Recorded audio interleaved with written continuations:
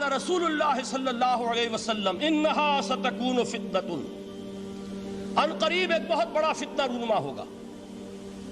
حضور نے خبر دی فتنے کی۔ حضرت علی فرماتے اس پر میں نے عرض کیا، قلت، میں نے عرض کیا، مل مخرج منہا یا رسول اللہ، اے اللہ کے رسول اس سے نکلنے کا راستہ کون سا ہوگا؟ دیکھیے یہ لکھا ہوا ایگزٹ، نکلنے کا راستہ، اور عام طور پر آپ نے دیکھا ہوگا بڑے ہالز میں یہ سرخ روشنی ہوتی ہے، اس میں اس کا اہتمام کیا جاتا ہے کہ اگر خدا نہ خواستہ کوئی حادثہ ہو جائے لوگوں کو معلوم ہو نکلنے کا راستہ کون سا، یہ مخرج ہے۔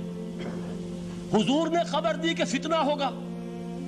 تو دیکھیے میں ایک بات عرض کیا کرتا ہوں، ذرا توجہ کیجئے، ہمارا حال کیا ہے؟ ہم بڑے ریشنلسٹ قسم کے لوگ ہیں، یہ زمانہ ریشنلزم کا ہے۔ اگر ہم ہوتے تو کیا پوچھتے؟ وہ فتنہ کیا ہوگا، کیوں ہوگا، کہاں سے آئے گا؟ ہمارے سوال یہ ہوتے ہیں، کب آئے گا، کیوں، کہاں، کب، کیسے؟ ان سب کی حیثیت علمی سوالات کی ہے۔ بھائی کب آئے گا ایک علم ہے، کیسے آئے گا علم ہے، کہاں سے آئے گا علم ہے، لیکن اصل جو عملی اعتبار سے اہمیت والی شے ہے، بچاؤ کا راستہ کون سا ہوگا محمد الرسول اللہ، یہ بتائیے ہم۔ مل مخرج منہا یا رسول اللہ، حضرت علی نے یہ نہیں پوچھا فتنہ کیا ہوگا، کہاں سے آئے گا حضور، کیوں آ جائے گا، کب آ جائے گا، نہیں، مل مخرج منہا یا رسول اللہ، اے اللہ کے رسول یہ بتائیے کہ جب وہ فتنہ رونما ہوگا تو نکلنے کا راستہ کون سا ہوگا؟ اس کا جواب ہے، ارشاد فرمایا محمد رسول اللہ نے، کتاب اللہ، اللہ کی کتاب ہے وہ مخرج، یہ کتاب ہے کہ جس کو تھامو گے تو فتنوں سے محفوظ رہو گے۔ اس کے بعد آپ فرماتے ہیں فیہ نبأ ما قبلکم وخبر ما بعدکم وحکم ما بینکم، اس میں تم سے پہلوں کی بھی خبریں موجود ہیں، عاد اور سمود اور قوم نوح اور قوم ہود اور قوم لوط اور قوم صالح اور آل فرعون، یہ کون ہے؟ من قبلکم، تم سے پہلے، وفیہ خبر ما بعدکم، جو کچھ تمہارے بعد ہونے والا ہے اس کی خبریں بھی موجود ہیں، لیکن وہ کیسے ہوں گی؟ وہ بٹوین دی لائنز ہوں گی، وہ بین السطور ہوں گی۔ ان کے لیے انسان کو، آپ کو معلوم ہے کہ عبارت میں سطور ہوتی ہیں اور ایک درمیان میں ہوتا ہے، ان کے کچھ لکھا ہوا نہیں ہوتا۔ You have to read between the lines۔ قرآن میں بعد میں آنے والے حالات بھی درج ہیں، لیکن اس طرح نہیں جیسے کہ پچھلے حالات درج ہیں۔ اس کے لیے ذرا ان ڈیپتھ پونڈرنگ اوور، غور و فکر اور تدبر کی ضرورت ہوگی۔ وَحُکْمُ مَا بَيْنَكُمْ، اور جتنے اختلافات تمہارے اندر پیدا ہوں گے تا قیام قیامت، ان سب کا فیصلہ بھی اس کتاب میں موجود ہے۔ وَهُوَ حَبْلُ اللَّهِ الْمَتِينُ وَهُوَ الذِّكْرُ الْحَكِيمُ، یہی تو ہے، وَهُوَ الصِّرَاطُ الْمُسْتَقِيمُ، سیدھا راستہ، اور کون سا؟ یہی قرآن تو ہے۔ ہر رکعت میں کہتے ہو اہدنا الصراط المستقیم، اور قرآن دیا ہوا ہے اس پر غور نہیں کرتے۔ عجیب تماشا ہے ہمارا، نماز کی ہر رکعت میں اہدنا الصراط المستقیم، اور حضور فرمائے وَهُوَ الصراط المستقیم، صراط مستقیم یہ قرآن ہی تو ہے، الذکر الحکیم یہ قرآن ہی تو ہے، وَهُوَ حَبْلُ اللَّهِ الْمَتِينُ، اور یہی ہے اللہ کی مضبوط رسی۔ آپ نے قاری صاحب سے وہ آیات سنی سورہ آل عمران کی، وَاعْتَصِمُوا بِحَبْلِ اللَّهِ جَمِيعًا وَلَا تَفَرَّقُوا، اللہ کی رسی کو مضبوطی سے مل جل کر تھامو اور تفرقے میں مبتلا نہ ہو۔ تفرقہ ہوگا تو کیا ہوگا؟ تمہاری ہوا اکھڑ جائے گی۔ آج آپ کو معلوم ہے دول عرب اگر یہ یکجا ہو جائیں، ایک دن کے لیے اسرائیل قائم نہیں رہ سکتا، امریکہ نہیں، امریکہ کا باپ اسے قائم نہیں رکھ سکتا۔ اگر امت عرب ہی جمع ہو جائے، عالم اسلام تو بڑی شے ہے، جو وسائل ان کے پاس ہیں، جو اللہ تعالیٰ نے ان کو نعمتیں عطا فرمائی ہیں، لیکن افتراق، انتشار، اختلاف، جتھے بندی، گروہ بندی، دھڑے بندی، اس نے اسرائیل کا خنجر ان کے سینے میں پیوست کیا ہوا، اس لیے کہ فَتَذْهَبَ رِيحُكُمْ، اگر تم اختلاف کرو گے تو تمہاری ہوا اکھڑ جائے گی۔ آج وہ ہوا اکھڑ چکی ہے، تو فرمایا وَاعْتَصِمُوا بِحَبْلِ اللَّهِ جَمِيعًا وَلَا تَفَرَّقُوا، اللہ کی رسی کو مضبوطی کے ساتھ مل جل کر تھامو اور تفرقے میں مت پڑو۔ حضور فرما رہے ہیں وہ اللہ کی رسی کون سی؟ ہوا حبل اللہ المتین، یہی قرآن ہے اللہ کی مضبوط رسی۔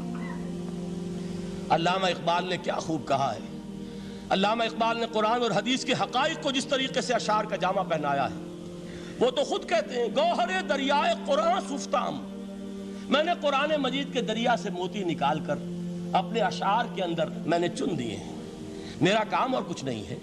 موتی کوئی بھی غواص پیدا نہیں کرتا، دریا کی گہرائی سے نکال لاتا ہے، یہ میری حکمت نہیں ہے جو میرے اشعار میں ہے، یہ میں نے قرآن مجید کے دریا میں غوطہ زنی کر کے اس سے یہ موتی نکالے، گوہر دریائے قرآن سفتام۔ اب دیکھیے اسی حدیث کے اس ٹکڑے کو کیسے شعر میں لائے ہیں۔ از یک آئینی مسلمان زندہ است، پیکرے ملت سے قرآن زندہ ہست۔ مسلمان کی زندگی تو ایک آئین کے بدولت ہے، یہ آئین قرآن، جو کہا تھا کبھی قائد اعظم مرحوم نے جب پوچھا گیا تھا کہ آپ کے پاکستان کا دستور کیا ہوگا، کیا فرمایا تھا یاد کیجئے کہ ہمیں کسی نئے دستور کی ضرورت نہیں، ہمارا دستور 1400 برس پہلے طے ہو چکا ہے۔ یہ ہماری بدقسمتی ہے جو کچھ کہا تھا قائد اعظم نے کہ God has given us a golden opportunity to prove our worth as architects of a new state and let it not be said that we didn't prove equal to the task۔ میں معذرت کے ساتھ عرض کروں گا حضرت کہ واقعہ یہ ہے کہ ہم اس کے equal to the task ثابت نہیں ہوئے۔ قائد اعظم کا دیا ہوا پاکستان آج دنیا میں موجود نہیں ہے، اس کا ایک حصہ اپنے نام سے دستبردار ہو کر بنگلہ دیش بن چکا ہے، اس نے اپنی تاریخ کو خیر بات کہہ دیا ہے، حالانکہ مسلم لیگ کی جنم بھومی ڈھاکہ ہے، 1906 میں ڈھاکہ میں مسلم لیگ نے جنم لیا تھا، اور اگر وہ صرف ہم سے علیحدہ ہوتا یہ اکیرا صدمہ ہوتا، لیکن یہ کہ اس نے جب نام بدلا ہے در حقیقت اس نے اپنے تاریخ سے اپنے پس منظر سے استعفیٰ دیا ہے۔ یہ ہمارا دوہرا ہمارے لیے صدمے کی بات ہے۔ کیا 2 یمن موجود نہیں ہیں؟ ان میں سے کوئی ایک بھی اپنا نام چھوڑنے کو تیار ہوگا؟ کیا 2 جرمنی دنیا میں موجود نہیں ہیں؟ کوئی ایک بھی ان میں سے اپنا نام چھوڑے گا؟ کیا 2 کوریا نہیں ہیں؟ 2 ویتنام نہیں ہیں؟ تو کیا 2 پاکستان نہیں ہو سکتے تھے؟ ہو سکتے تھے۔ میں یہ کہا کرتا ہوں کہ یہ گہرا صدمہ ہے علیحدگی، اور دوہرا صدمہ ہے، اور اس سے کہیں زیادہ بڑا کہ انہوں نے اپنا نام بدل لیا، اپنی آئیڈینٹی چینج کر دی، انہوں نے وہ نام اپنے ماتھے سے اتار کر خلیج بنگال کے اندر دبو دیا۔ یہ بہت بڑی سزا ہے جو ہمیں ملی ہے۔ کیوں ملی ہے؟ کہ ہم نے 25 برس تک اس قائد جس کو کہا تھا کہ وہ ہمارا آئین ہے، اس کو آئین نہیں بنایا۔ ہم نے دنیا کے سامنے جھولیاں پساری، ہم نے طرح طرح کے نظاموں کو آزمایا، لیکن اس قرآن کی طرف پیش قدمی نہیں کی۔ اللہ تعالیٰ ڈھیل دیتا ہے لیکن سزا بھی بہت سخت ہوتی ہے۔ ان بطش ربک لشدید، وہ ہم پر کوڑا برسا ہے۔ تاریخ انسانی کی عظیم ترین شکستوں میں سے ایک شکست ہے کہ جو ہمارے ماتھے پر کلنک کے ٹیکے کی طرح موجود ہے۔ اللہ کرے کہ آئندہ یہ تاریخ اپنے آپ کو نہ دہرائے، لیکن میں عرض کر دیتا ہوں آپ سے، جو ہمارے لچھن ہیں، جو ہمارا طرز عمل ہے، جو ہمارے لیل و نہار ہیں، جو ہمارا انداز ہے، اللہ کے دین کا استہزاء اور تمسخر، جس طرح اللہ کے ساتھ مذاق ہم کر رہے ہیں، اس کا شاید اس سے بھی کہیں زیادہ برا نتیجہ نکلے۔ اللہ مجھے اور آپ کو اور ارض مقدس پاکستان کو اس انجام سے بچائے، لیکن اس کے لیے کام کرنا ہوگا۔ صرف کہنے سے بات نہیں بنے گی، کمر کسنی ہوگی، ہمت جو ہے پھر انسان کو اثر نو، ایک نئی تعمیر، ایک عزم، ایک ہاتھ میں قرآن اور ایک میں تلوار لے کر یہ امت پھر دوبارہ میدان میں آئے۔ بہرحال عرض یہ کرنا تھا، اقبال کہتا ہے از یک آئینی مسلمان زندہ است، پیکرے ملت سے قرآن زندہ ہست، ماں ہما خاک و دل آگاہ اوست، اعتصامش کن کہ حبل اللہ اوست۔ تامو اس کو مضبوطی کے ساتھ، حبل اللہ یہی قرآن ہے۔ یہ یک آئینی اور پیکر قرآن کی زندگی، پیکر ملت کی زندگی جو ہے اس قرآن کی بدولت ہے۔ تو حضور نے کیا فرمایا؟ فتنے سے بچنے کا راستہ کون سا ہے؟ کتاب اللہ فیہ نبأ ما قبلکم وخبر ما بعدکم وحکم ما بینکم وہو الصراط المستقیم وہو حبل اللہ المتین وہو الذکر الحکیم۔ ایک 3 جملے اور سن لیجئے۔ هو الذی لا یشبع منہ العلماء ولا یخلق عن کثرت الرد۔ یہ قرآن وہ شے ہے جس سے اہل علم کبھی سیر نہ ہو سکیں گے۔ ولا تنقضی عجائبہ، اس کے عجائب کبھی ختم نہیں ہوں گے۔ یہ ہیروں کی وہ کان نہیں ہے کہ جو کبھی خالی ہو جائے کہ سارے ہیرے نکل چکے، اب مزید ہیرے نہیں ہیں، نہیں، علم اور حکمت کے ہیرے اور ہدایت اور حکمت کے موتی اس میں سے ابد الآباد تک نکلتے رہیں گے۔ ضرورت صرف کھودنے کی ہے۔ میں نے وہ لفظ استعمال کیا تھا، آج کا قرآن کھودنا ہوگا، آج کی ہدایت اس قرآن سے نکالنی ہوگی۔ قرآن جب نازل ہوا آن دی سرفیس، بالکل ظاہر وہ تھی اس کی ہدایت جو اس دور کے لیے ضروری تھی۔ ہمیشہ کی ہدایت اس کے اندر رکھ دی گئی ہے، اس میں مضمر ہے، اس میں چھپی ہوئی ہے، اس کے لیے تدبر کی ضرورت ہے۔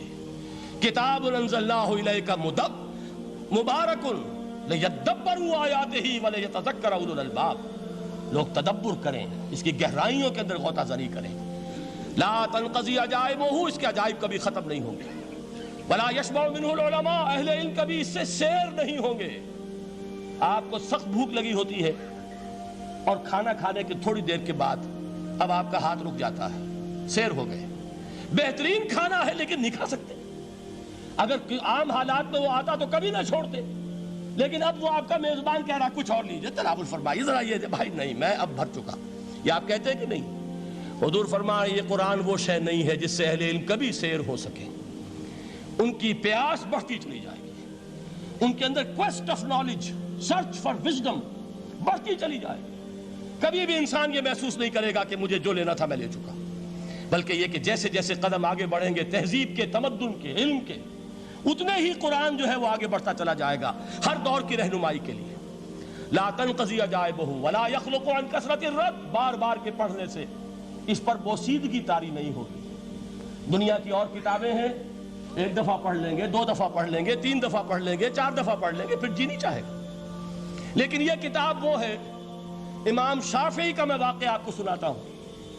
وہ یہ کہتے ہیں کہ ایک مرتبہ میرے ذہن میں یہ سوال آ گیا کہ اجماع کے لیے بھی قرآن مجید میں کوئی سند ہے، دلیل ہے؟ سب مانتے ہیں کہ اجماع جو ہے سورس ہے قرآن کے اسلامی قانون کی، جس پر کہ امت کا اجماع ہو جائے۔ تو کہتے ہیں میں نے 300 مرتبہ قرآن پڑھا اول سے آخر تک، صرف اس دلیل کی تلاش میں۔ 300 مرتبہ مجھے نہیں ملی، 301ویں مرتبہ جب پڑھ رہا تھا مجھے روشنی مل گئی۔ وہ یبتغی غیر سبیل المومنین کے جو الفاظ آئے ہیں، نولہ ما تولی ونصلہ جہنم، جو کوئی شخص مسلمانوں کے راستے کو چھوڑ کر کوئی اور راستہ اختیار کرے گا ہم اسے اسی کے حوالے کر دیں گے اور جہنم میں پہنچا دیں گے۔ معلوم ہوا مسلمانوں کا جس پر اجماع ہو جائے اس کو بھی ایک سند حاصل ہے۔ یہ مسلمانوں کا مجمع علیہ ایک راستہ ہے، اس کو بھی ایک سند اور دلیل کی حیثیت حاصل ہے۔